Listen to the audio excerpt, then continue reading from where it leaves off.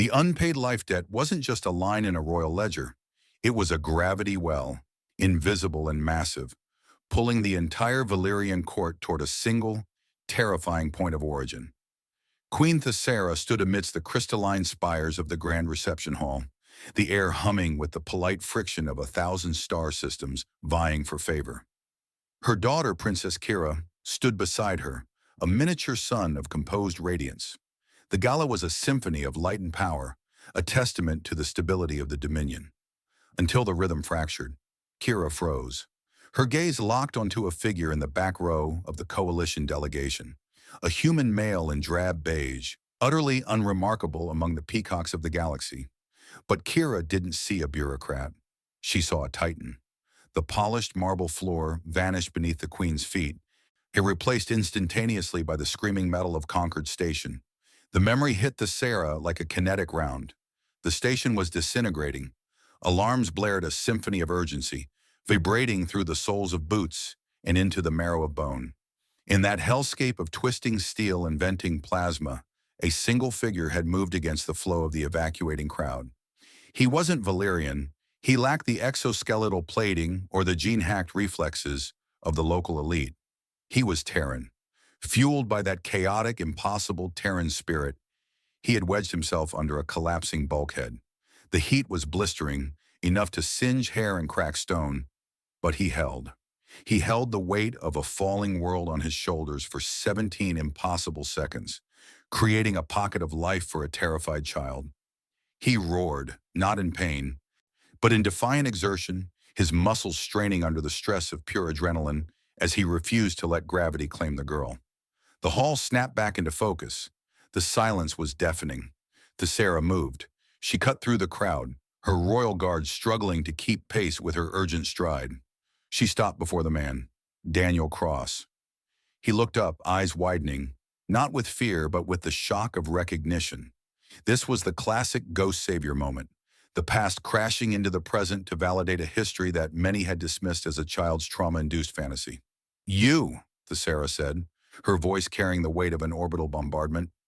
You are the one who saved my daughter. Daniel blinked, the adrenaline of the memory clearly spiking in his own blood.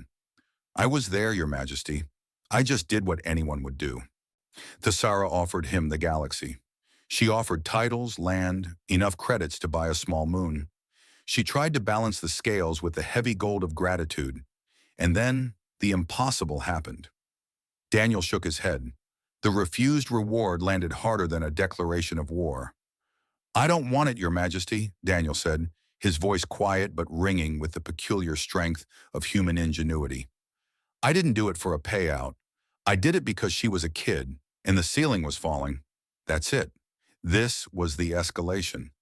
By rejecting the coin, he forced the narrative to a higher plane. He proved that humanity wasn't just about building faster ships. It was about building connections that defied logic. The Queen realized that mere wealth was insufficient. You don't pay a man for a miracle, you honor him. Kira stepped forward, Wen ignoring protocol, and took Daniel's hand. The warmth of that contact was hotter than the station fire. It was an unbreakable bond made visible.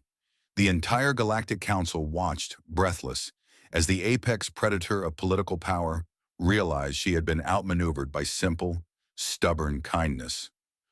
The refusal of the reward stripped the moment of transaction and demanded a solution that bled. Thessera looked at the empty space where a transaction should have been and saw only a chasm of unfulfilled honor. The refusal had stripped away the safety of protocol, leaving only raw truth exposed. If gold could not balance the scale, then blood must. She straightened, her silhouette sharp against the blinding lights of the reception hall, and made a choice that would echo through the history of the Dominion. She didn't offer a counter-proposal. She issued a proclamation, guardian by royal decree. The words defied every precedent of the Galactic Council. The Queen wasn't just offering a job. She was bypassing biology to rewrite the definition of kin. She was integrating the outsider into the very nervous system of the monarchy. The court gasped, a collective intake of breath that signaled a paradigm shift. This was status as payment, the only currency valuable enough to settle a life debt. Daniel stood amidst the shimmering elite, the weight of the offer pressing down on him.